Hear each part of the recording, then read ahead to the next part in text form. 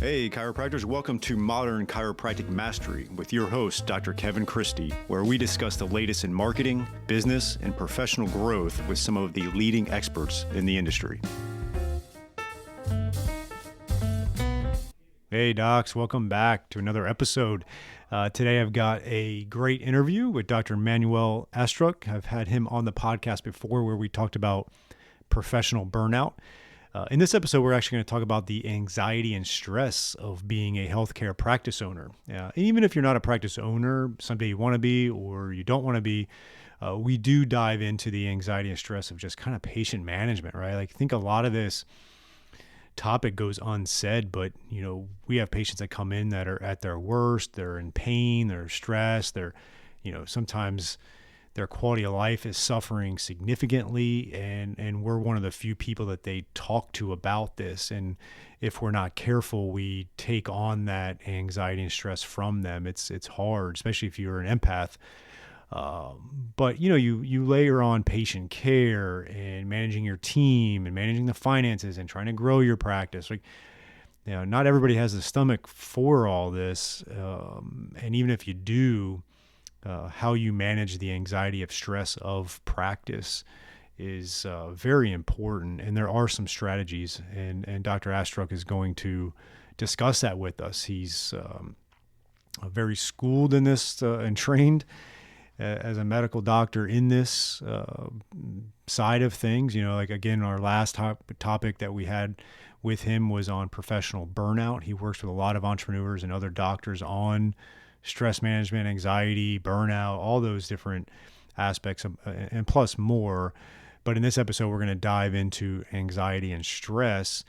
And we will be having him on for future episodes to dive into some of these psychological aspects of being a chiropractor, because I think, unfortunately, it's not discussed enough. And we want to make sure that we are all thriving financially and in our well-being. There's just a lot of stress in what we do and struggle, and it doesn't have to be that way. I know a lot of chiropractors that thoroughly love going to work, are financially free, providing great care, love the team, love the work environment, and are managing the stress effectively. And you can too. And so we want to have those conversations. We won't solve it today, but it's a good start to the conversation. And here's my interview with Dr. Manuel Astruc. All right. Welcome to the show, Dr. Astruc. I really appreciate your time today. This isn't the first or last time I'll have you on. You were on kindly enough before, and we really dove into a lot of good topics of preventing burnout. And today we're going to chat about a little bit of anxiety of, being in practice, having a business to run and grow. And I think it's a topic that we don't talk a lot about from the doctor's perspective. So I'm excited to have that. So welcome to the show again. It's my pleasure. I think that, what you're doing and getting this kind of information out to practitioners is so important, especially, in today's day and age. Mm-hmm. Yeah. It's interesting, right? Like, I think we forget about this topic as healthcare providers even before the pandemic, and then you layer on the pandemic and shit. It's like how much stress and anxiety can you put on someone? I was actually having an interesting conversation with a patient of mine who's a chief at one of the big hospitals here, and he came in yesterday actually, and I was telling him how, my first son was born. We just had a baby a few weeks ago, but my first son was born April 13th, 2020. At his hospital, and we were kind of chatting about that. And I asked him, I was like, what was it like, trying to run a hospital at that time? And man, can you imagine the anxiety and stress that he was having and his whole staff was having and all these healthcare providers? And we were just kind of chatting about that. And I don't want to make this whole episode about the stress of COVID, but I think it adds to it. It'll just be a general chat about managing that type of stuff. But what are some of your thoughts on this whole topic of anxiety around from the healthcare provider's perspective? So anxiety is part of the playing field in life for all of us. Yeah. And one of the things that's changed with, historically and looking at evolution is that we would have really life-threatening anxiety that would happen episodically, right? So Mhm. a line would show up and you would be incredibly anxious, and then the line was gone, and either you were alive or you weren't. But Mhm. the anxiety sort of was fairly circumscribed. Yep.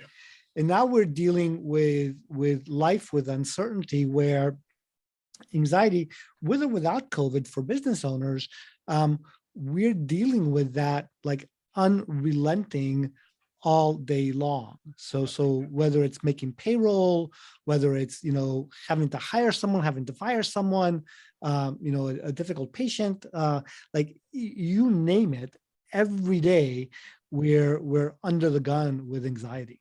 Yeah, it's so true. And, and it's, you mentioned a few things, and I just thought, right, every time you mentioned one of the things, I was like, oh, yep, I had that happen today. I had that happen yet last week. But, we had a patient, actually a chiropractor, who came in and was just one of the worst that we've had. Like, it was just a terrible patient and very abrasive. I mean, it was just like nonstop and just a very unfair, she was very unfair to my staff. So I had to step in and handle that situation, but it was stressful. It's like, Yes.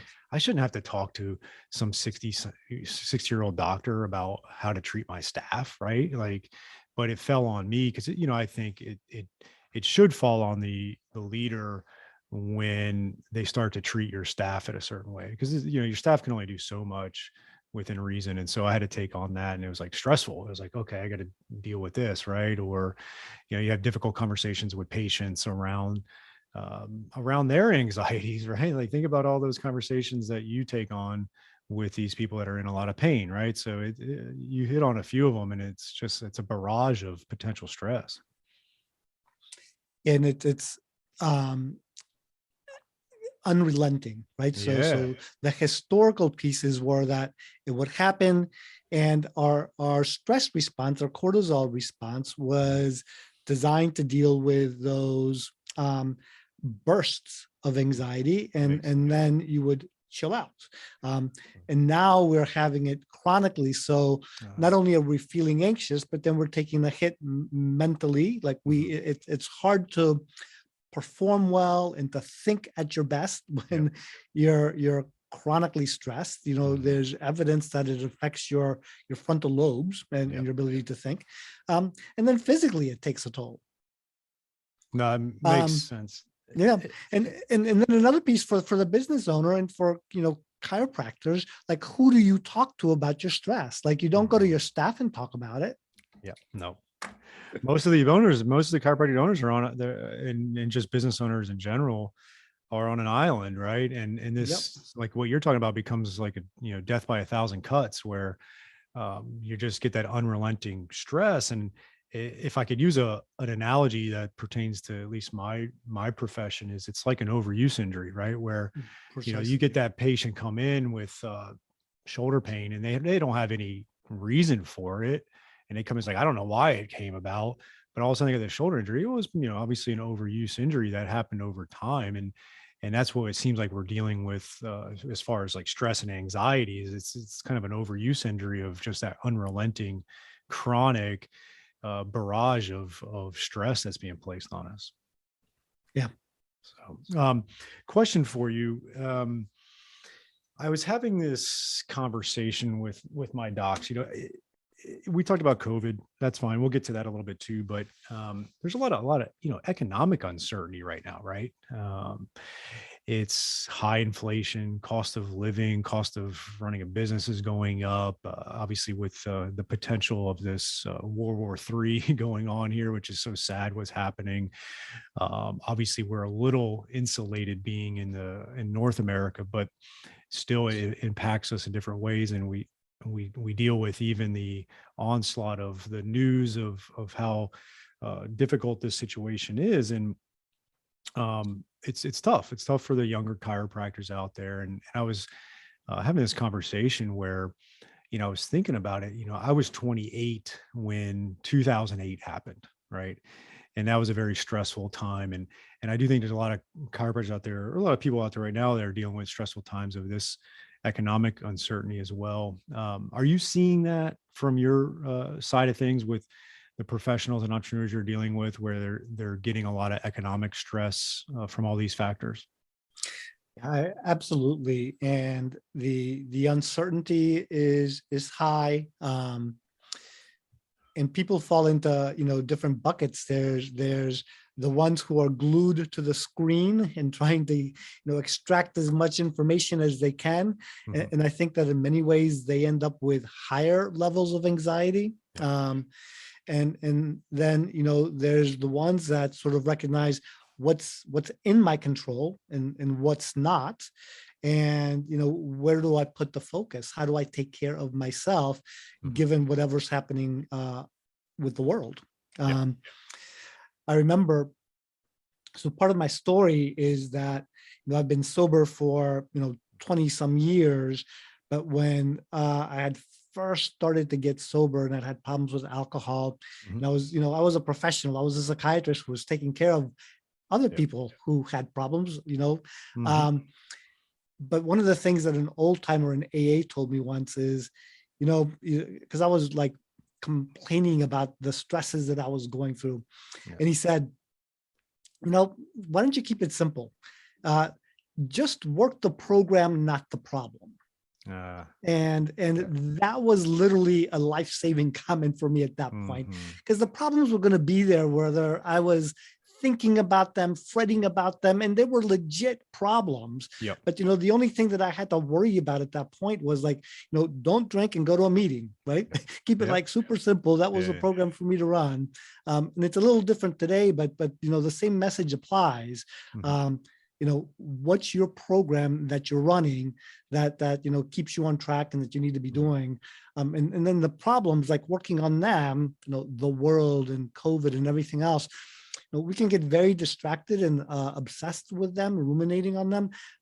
They just make us upset and more anxious. Yeah, it becomes like whack-a-mole if you try to attack every stress that you're going to potentially have, right? You're just going to keep on chasing them, and versus actually having a strategy that's going to help your well-being. And I'm going to go back to the same overuse analogy where, we'll instruct our patients on a lot of things they can do to prevent these overuse injuries from occurring on a grand scale. And so, like you're saying, follow the program.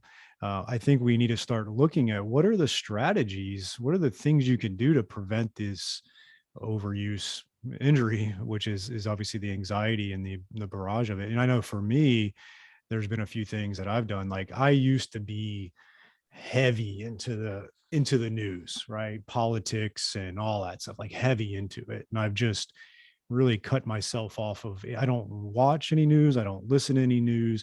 I've got a few news sites I'll get on my phone, and that's it. And I still struggle with it, but it's way better than it used to be. And so that was something that was like kind of a strategy. I definitely exercise a lot more than I used to, which has helped. And I just try to work on that type of stuff to get to deal with it. Any other strategies you can think of to try to remove yourself from the constant stress of all this stuff? Yeah, so I think that what you just said was great. The removing yourself or limiting your exposure Hmm. to negativity. So, high performers kind of, we Hmm. need to know what's going on, but we don't Yeah. need to immerse ourselves in what's going on. Hmm. Um, there's some people that I, have a lot of respect for. So Dan Sullivan, Yep. he keeps up with stuff, but in many ways, it's a hobby, it's an entertainment for him. Like he Yep. doesn't get wrapped up in it. Yep. For other mortals, I would get wrapped up in it. So Yeah. so it's best to limit that exposure. Um, and then the sorts of mental practices Hmm. that you can add to that, things like keeping focused on your gratitude practice, right? Yeah. Yeah. um like really make that a significant part of Hmm. your morning routines. Even a minute or two of writing an email saying thank you to someone. Yeah. there's Yeah. there's a lot of evidence that really can move the needle in terms Hmm. of how you're feeling. um Physically, exercise I think is excellent. And part of what I like to teach is, active recovery during the day. Mm-hmm. Mm-hmm. So a lot of times we'll take a break during the day to catch our breath, and we'll jump on Facebook or the news Yeah. or our phones or something, Yeah. to just kind of numb out. Yeah. But that's not really active recovery, right? So Mhm. active recovery, some 5 minutes, 3 or 4 times a day, breath work, uh, Mhm. a little meditation, go outside, get some sun, get some fresh air, take a little walk, Yep. a little stretching, a little calisthenics. But these sorts of activities, done intentionally and actively during the course of the day, have been shown to decrease that chronic anxiety and cortisol Mhm. that we're all combating these days. Yeah, one thing I've implemented a little bit, and I will admit I've fallen off a bit, but I remember hearing this from someone, and I forget what it was, but they talked about fitness snacking, kind of like where our audience are mostly chiropractors, and they've got like I got this open rehab area. I got all these areas where I could go and do 3 to 5 minutes of some exercise. Not, I'm not going to go running or anything in between patient care, but if I get a little break, I can do a little bit of movement stuff to just get some activity going, feeling good, and do that. So I definitely challenge our audience to start doing some of that fitness snacking in their office. They got plenty of room to do it. It's not like sitting in a corporate office where you look kind of weird doing that in front of all your colleagues, right? No, so I love that idea of kind of intentionally Mhm. um, of putting that in. And the other call to action that I regularly remind people of, and this is when we're having a war, when there's a school Mhm. shooting, when there's Yep. Yeah. another you know thing that just kind of takes our attention and Mhm. can really get us down, is the idea of focus on yourself and focus on that kindness that you can Mhm. extend into the world, right? Yeah.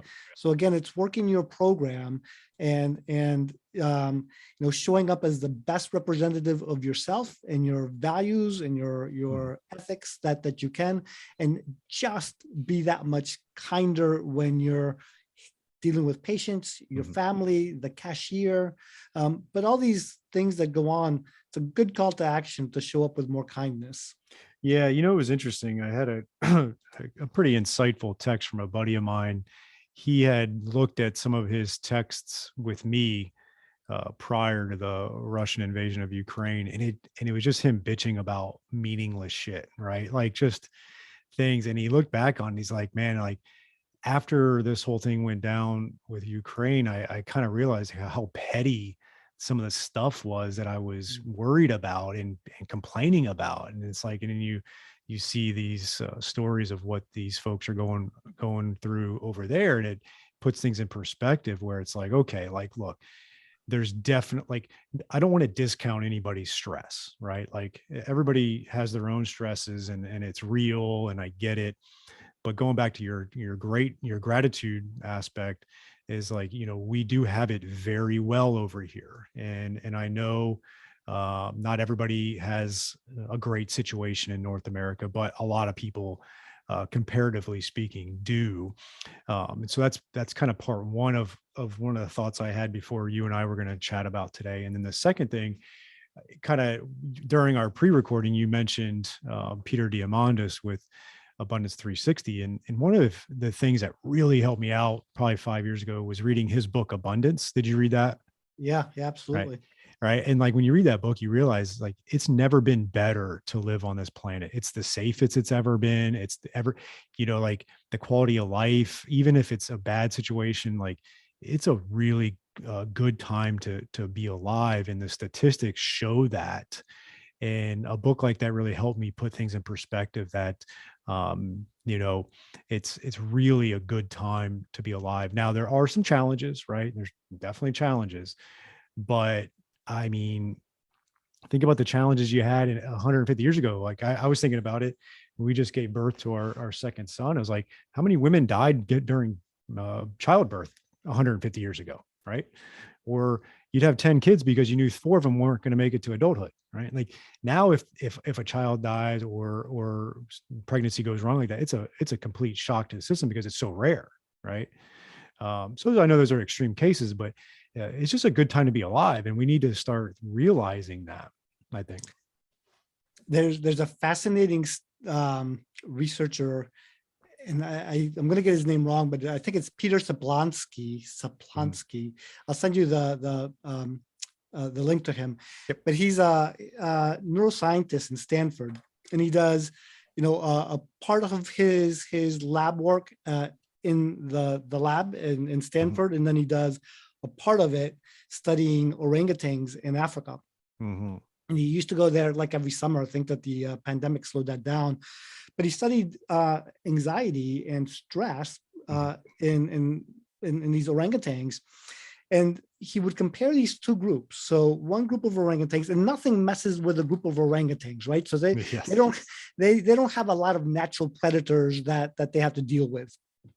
Um, but there was a group that was living, a tribe that was living in a nutrient rich area where Mhm. they were able to get their caloric needs met within a couple of hours of foraging. And then they had a lot of time off. Mhm. And then there was a group that lived in a nutrient poor area where they were literally, 8, 9, 10 hours to get the calories that they needed to stay alive. Mhm. And he studied the cortisol levels and the stress responses and the behaviors of these tribes. The ones that were living in the more nutrient rich area that had more free time Mhm. and had it better were way more stressed out than the ones that had to be eking out a living. Huh. Um, Yeah.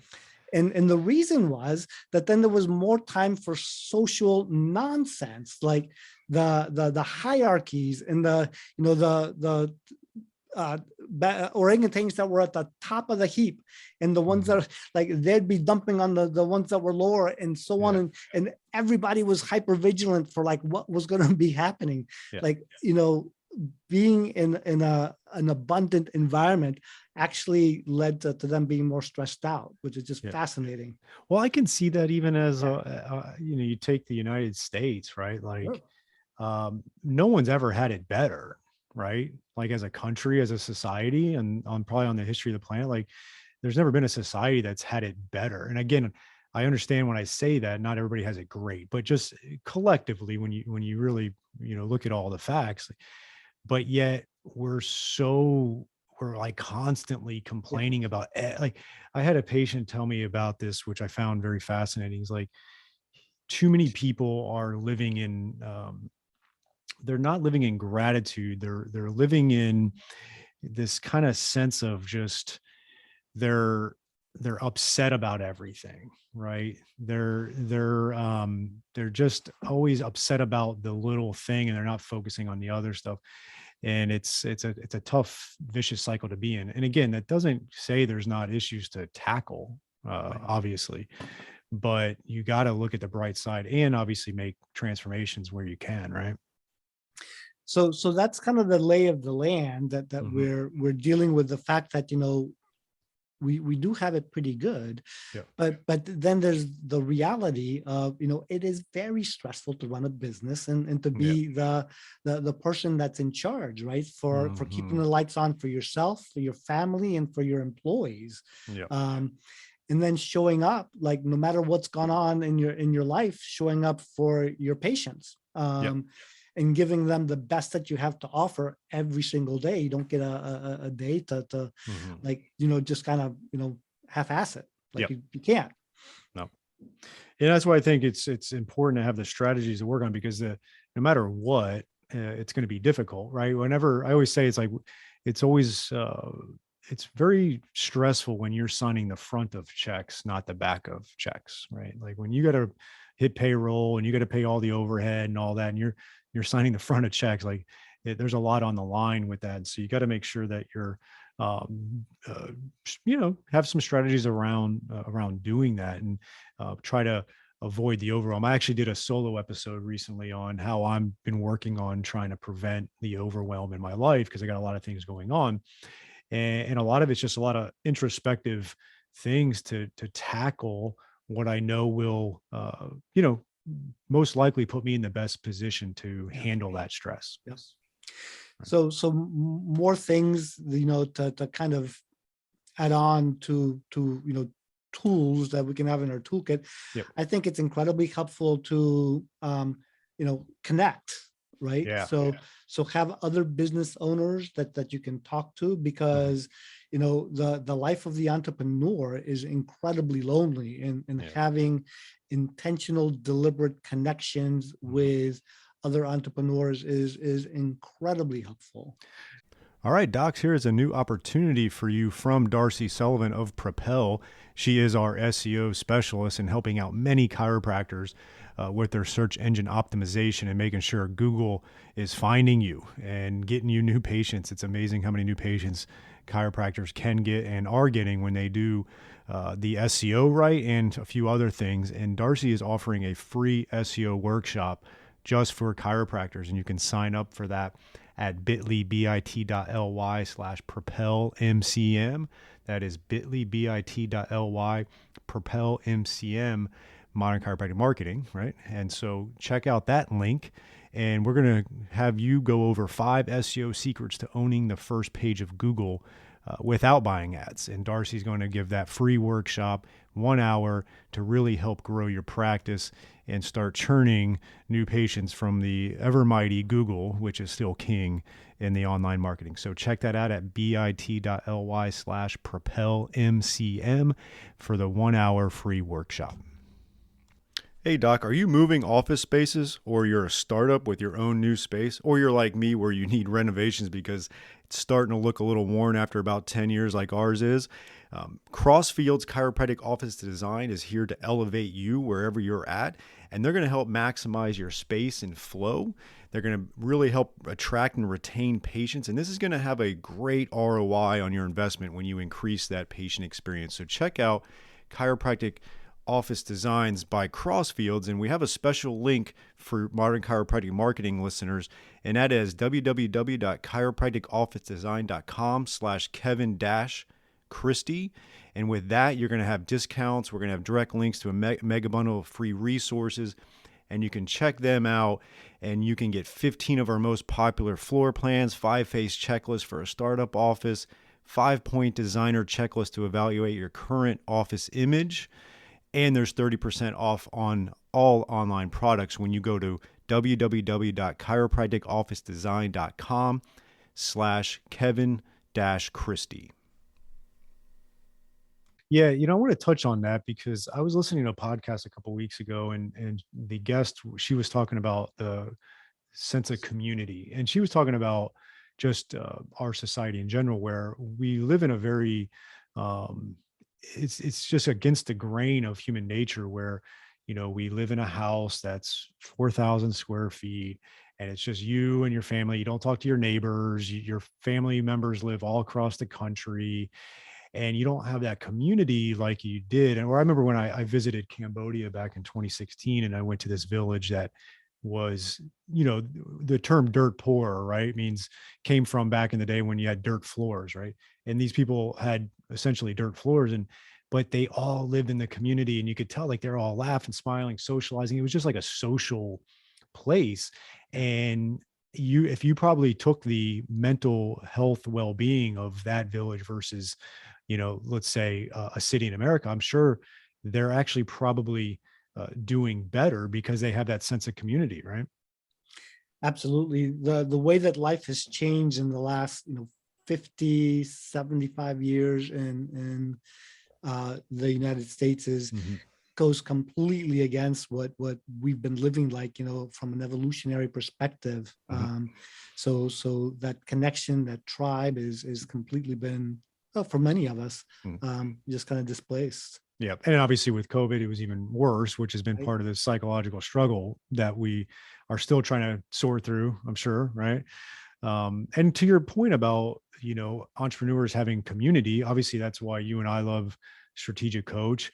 I have a fortunate situation where I communicate and coach a lot of chiropractors. I'm part of the Chiropractic Success Academy. That's a bunch of entrepreneurs. I started a mastermind in Florida where I'm putting all these chiropractors around me because I don't want to be left on an island. I've been on that island before and it's been not fun and you have no one to talk to. And now I feel like I could reach out to 10 people or I could tell them anything about my practice. And it's interesting because as you know, as a coach and as having a podcast on practice growth and all that, people probably think my practice is perfect, and it's not. No one's is. And so I have people I reach out to and talk to all the time about this particular struggle. And so I'm really glad you brought that up with that kind of community of colleagues to make sure you're not stuck on an island.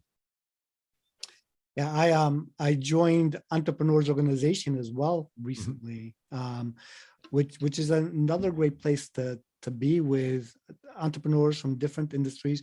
Mhm. But we all can talk about things like being afraid, Yeah. um, having things happen that you weren't expecting that you have to deal with. Mhm. I started growing my practice. And I have some, outstanding psychiatric nurse practitioners who are here, and Mhm. I've been encouraging them to be entrepreneurial. Yep.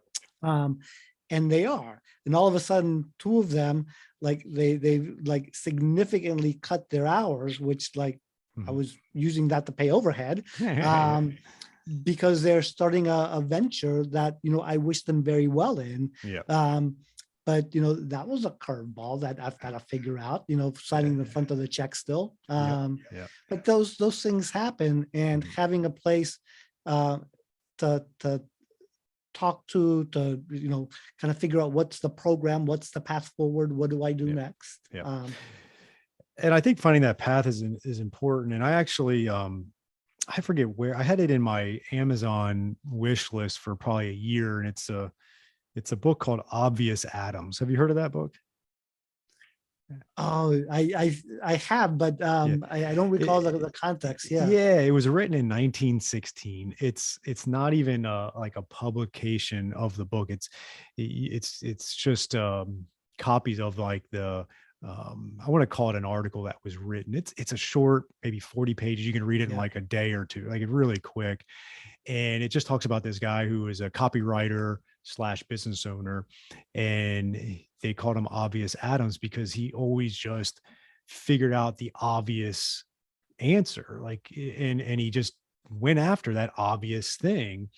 And it's just a great little story. I recommend people buy it. Take you an hour to read. It's really quick, but it was funny because sometimes we try to overcomplicate things, right? And then we're spinning our wheels, and it stresses out even more because we got this complicated thing we're trying to try to solve and figure out. And a lot of times there's an obvious solution to it, or to rectify it. And that was the moral of this story. Was Obvious Adams always found the obvious solution, and he was the only one that would actually do the obvious thing. And it bared like great results, and he yeah. just moved up the company into ownership role, right? So sometimes we know what we need to do, or what would remove some of the stress, or will help manage the stress, but we just don't do it. And I thought that book was helpful for me. Absolutely. And the power of community, right? So being able to talk Hmm. things out, because clarity can elude us. Yep. Putting it out in front of somebody, they can see what we can't see, or just talking about it can help us to get more clarity. Hmm. And then there can be the accountability around it. Yeah. Like if you see the obvious thing and you don't do it, then you have to like answer to it the next time you see your friend. Yeah. Yeah. No, exactly. That accountability is always helpful. So, and it's, we could probably do 5 hours on this topic, and there's always going to be something. I know we're rolling in from a pandemic into this issue and this war in Europe. There's always going to be something. I remember towards the end of college for me was 9/11, and that was a lot of uncertainty after that. Some of my friends went into war after that, and that was tough. And then 2008, like I mentioned, and then now, like there's going to be something, and you just got to make sure um, you're not I don't want to say overreact. You're not reacting to the world all the time, right? Like you got to have strategies in place to try to keep an even keel as much as you can, and manage the stress. Yeah. What are your thoughts on meditation? I was about to bring that up. Perfect. Like literally, yeah. So I think that meditation is like if you listen to high performers, like they meditate. Yeah. Um, and I think that there's got to be a reason for that. So I've had meditation practices that I've followed pretty well for long periods of times, and I've fallen off the wagon with meditation Yeah. practices. And it's just about, when you fall off the wagon, then you get yourself back on it when Yep. you notice. Yep. But I think it's incredibly helpful in the for me. The benefit is just seeing how much my brain is working without my direction, right? Mm-hmm. Mm-hmm. That monkey mind that'll chew and chew and chew on things, and Yeah. I'm following it around like that's what I want to be thinking about, and it's just not. It's Yeah. just you know the I heard someone say, the kidneys make urine, and your GI tract makes stool, and your brain makes thoughts, right? And sometimes stool. Crap in, crap out, right? Yeah, yeah. Yeah, and I think there's other things that sometimes it's unique to the person. Like, so for me, I don't really watch much TV, and at night, it can get boring if you're not watching TV. So one of the things I've actually started doing is I'm trying to pick up French, and I'm using Duolingo. And if anybody's familiar with that app, like they do a great job of gamification. So it's almost like I'm playing a game for 5 or 10 minutes on my phone each night, and I'm progressing through and learning. And I'm not saying people have to learn a language, but it's something that's not only keeping my brain active, but it's also getting my brain off of the other stuff and avoiding to watch TV, which I just really try to limit as much as I can. And so there's a lot of these. It doesn't have to be a cookie cutter thing like, take a walk, which is great, or meditation, which is great, but it can be something even else that you can really dive into. A hobby is huge, I think, for people to manage it. Spend time with family, like there's a lot of the cliche things, but they do work. They do work. Absolutely. The kind of continuing to grow and to learn and to get mastery with a craft, a hobby Yeah. or something like that. Um, and I think those things are great. For me, one of the areas that I have to watch out for is that I can have a tendency to use that stuff to avoid and to kind of numb out and to use Yeah. it to excess, right? Yeah. Yeah. Yeah. So like anything that's good, whether it's exercise or walking, Hmm. anything that's good can also be used a little bit more than it ought to be. So Yeah. it's really kind of the intentional practice of how we're implementing these things in our lives. Yeah, yeah. I don't know if I've mentioned on the podcast before, but I've been listening to Cal Newport's podcast, and he wrote the book Deep Work and Digital Minimalism, I think it was. And he's got this whole concept of the deep life, and it boils down into four things, and they all start with C, but one is craft, like you talked about, like really being a master of your craft. And I think we all have friends where they're in careers they hate, even if they make good money, they hate it. So they just hate their craft, and it eats at them, no matter how much money they make. So you really want to hone in on your craft. The other one is community, which we talked about, and that's also family, right? And so you want to make sure that community bucket is really strong. The third one he has is constitution, which he talks about as health, right? All the things you and I have just talked about as far as health, whether it's mental or physical health. And then he had contemplative, which is kind of like whether it's religion or meditation or any of those things, spiritual without religion, all the different things can be. It doesn't have to be religion. And then he's actually recently thrown in a fifth one, which is celebration, right? Which is enjoying life, going on vacations and having fun and doing that type of stuff. And I've really found that fascinating. And you can anybody can Google Deep Life Cal Newport. It'll pop up. He's got a nice little concise blog article on it.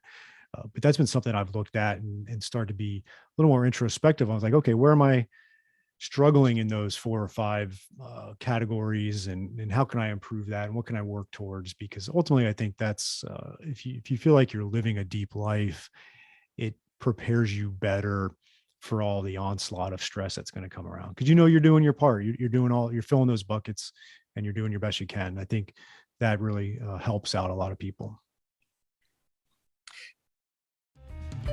You're listening to Modern Chiropractic Mastery with Dr. Kevin Christie. Find more online at www.modernchiropracticmarketing.com for more free resources, online courses, and the Chiropractic Success Academy. Now back to the show with your host, Dr. Kevin Christie.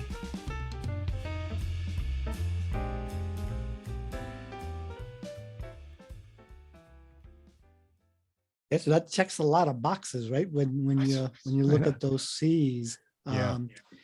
And part of the idea is that to build in.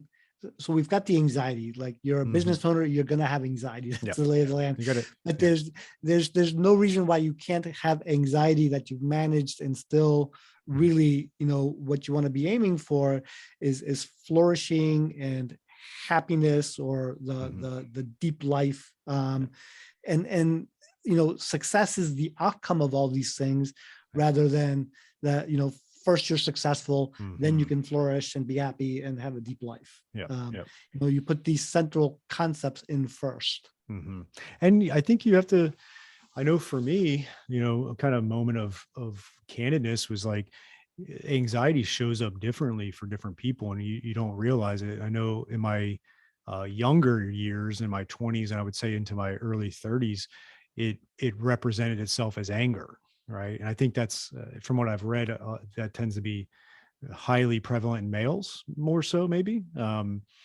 where you're angry, and a lot of that's because you're anxious, right? And maybe fearful of something, and you don't want to show it, so it shows off as an aggressive anger, right? Is that correct? Yeah. So that definitely can happen. Yeah.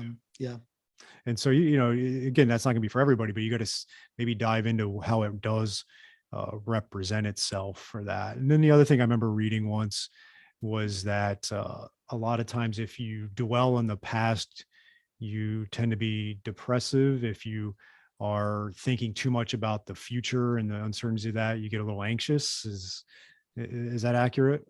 Yeah, so it's a pretty good generality to be thinking about. It's not accurate 100%, but that's a good generalization. Yeah, so just like look at, I guess what I've done to try to offset, because I'm very future focused, which is good. I think it's been good for me. It's driven me. But at the same time, I have to try to rein it in a little bit and keep things in perspective, right? Yeah. So that's where you're not just working that part of the problems, but you're working on the program for today. Like what are the action steps that you need to be taking today to get you to that future that you're moving toward? Yeah, definitely. Which is why I like Dan Sullivan's 25-year framework, right? It gives you a lot more runway.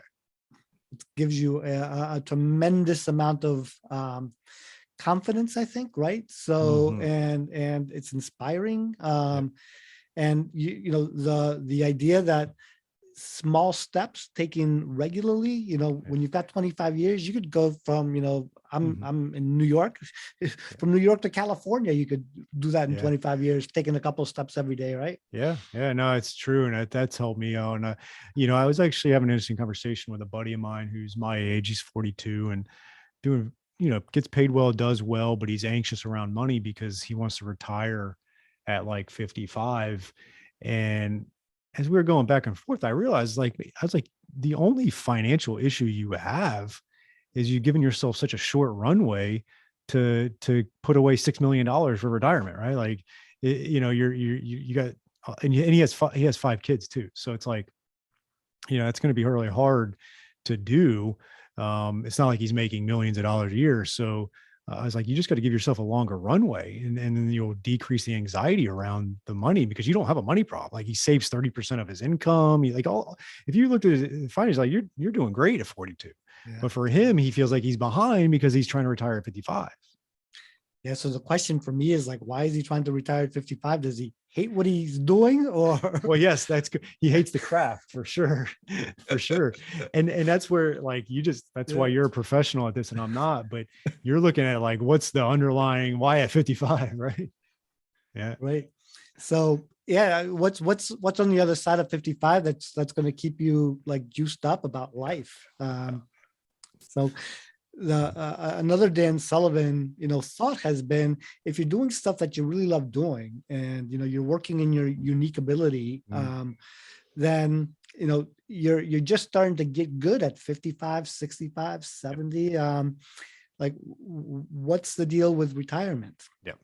And that's helped me out a ton is I don't plan on retiring. Now, I won't be treating patients and working 40 hours a week, but I'll be working, I'll be doing what I love to do.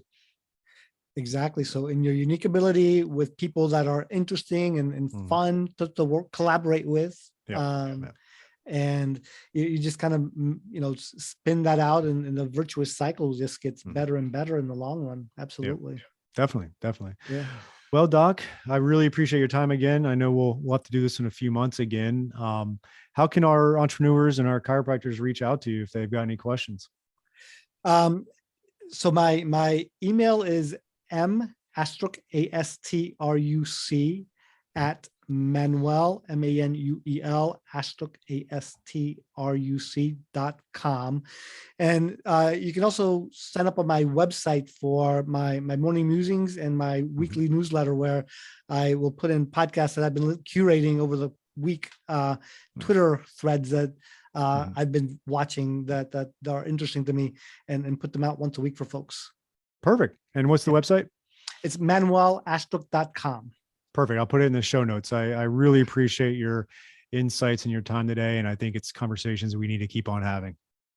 It's really important, because I think that, we're talking more about mental or physical health, but the mental fitness aspect of things, we still don't talk enough about as entrepreneurs.